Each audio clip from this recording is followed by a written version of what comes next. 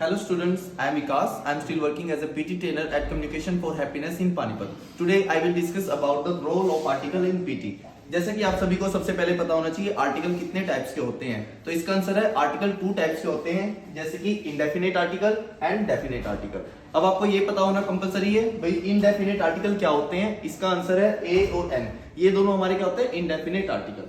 इसके अलावा हम बात करें डेफिनेट आर्टिकल क्या होते हैं, तो जो हमारा दा होता है उसकी काउंटिंग होती है डेफिनेट आर्टिकल में। अब इनसे थोड़ा डिटेल में बात कर लेते हैं पीटी में इन दोनों का क्या रोल होता है। जैसे कि अगर हम बात करें in case of reorder paragraph, it is used to find independent sentence. जैसे कि आप सभी को पता है अगर हम रीऑर्डर पैराग्राफ को सोल्व करते हैं तो हमें सबसे फर्स्ट स्टेप हमारा क्या होता है, फाइंड इंडिपेंडेंट सेंटेंस। तो जो लाइन हमारी ए एन या फिर दा से स्टार्ट हो रही होती है वो हमारा 90% चांसेस होते हैं कि ये हमारा इंडिपेंडेंट सेंटेंस होगा ही होगा।